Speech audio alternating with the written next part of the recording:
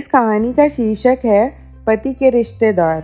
शादी के 10 साल बीतने के बाद पति पत्नी में काफ़ी झगड़े होते थे। झगड़ों की मुख्य वजह यह थी कि पति और पत्नी के विचार कभी आपस में नहीं मिलते थे।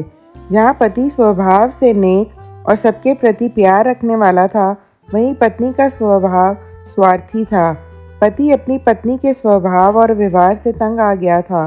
वह हमेशा कोशिश करता रहता कि पत्नी के स्वभाव में किसी तरह बदलाव आए। पत्नी अपने ससुराल के रिश्तेदारों के साथ कभी सीधे मुंह बात ना करती।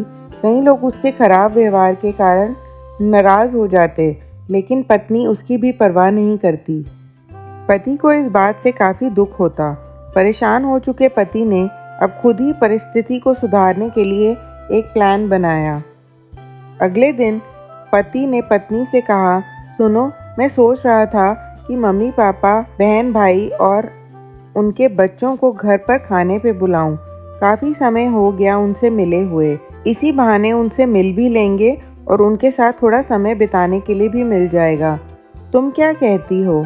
पत्नी के चेहरे से साफ दिख रहा था कि इसे यह विचार पसंद नहीं आया, लेकिन उसने पति का मन रखने के लिए बेमन से हाँ कह दिया।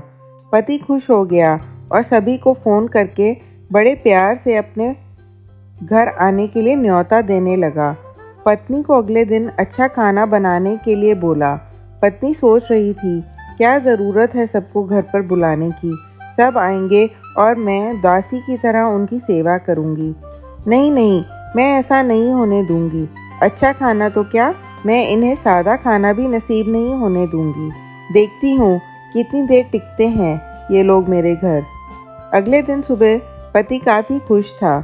पति ने अपनी पत्नी से पूछा, अच्छा बताओ तो सही, आज सबको खाने में क्या स्पेशल खिलाने वाली हो? पत्नी मुंह बनाते हुए बोली, स्पेशल खाना? तुम्हारे माँ बाप, भाई बहन कोई मेहमान थोड़ी हैं। उनके लिए कोई स्पेशल खाना नहीं बनाया है मैंने।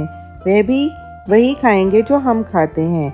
आज घर में सिर्फ दाल चावल बना है, क्योंकि और कुछ बनाने के लिए सामान नहीं था। पत्नी की बात सुनकर पति गुस्सा हो गया और बोला, तुम कभी नहीं सुधरोगी। अगर घर में सामान नहीं था तो मैं बाजार से जाकर ले आता, लेकिन कुछ ढंग का तो खाना बना लेती। अब सिर्फ 1 घंटा बचा है और सभी आने वाले हैं। मैं क्या मुंह दिखाऊंगा उनको? तुम ही रहो यहाँ, मैं तो जा रहा हूँ।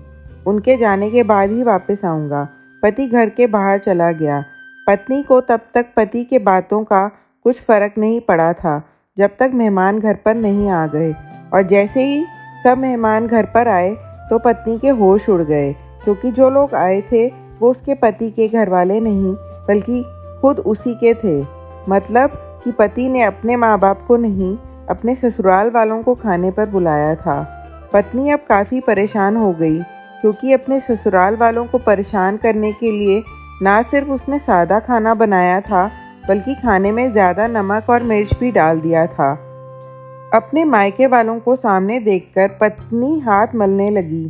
थोड़ा सोचने के बाद पत्नी ने अपने पति को फ़ोन मिलाया और कहा, तुमने मुझे पहले क्यों नहीं बताया कि मेरे मम्मी पापा और भाई बहन आने वाले हैं? तुम पहले बता देते तो मैं अच्छा खाना उनके लिए बनाती। पति ने कहा, मैंने वही बताया जो मैं मानता हूँ। मैंने कभी तुम्हारे परिवार वालों को पराया नहीं समझा और तुमने कभी मेरे परिवार वालों को अपना नहीं माना। और मैं जानता हूँ कि तुमने ये सोचकर कि मेरे मम्मी पापा और भाई बहन आने वाले हैं, जानबूझकर घटिया खाना बनाया। अब तुमने जो किया है उसे तुम खुद ही भुगतो। मुझे पता है तुमने मुझे इसीलिए फ़ोन किया होगा ताकि होटल से खाना मंगवा सको, लेकिन मैं ऐसा नहीं करूँगा, ताकि तुम्हें तुम्हारे किए की सज़ा मिल सके। इतना कहकर पति ने फ़ोन कट कर दिया। ना चाहते हुए भी पत्नी को अपने मायके वालों को वही खाना खिलाना पड़ा।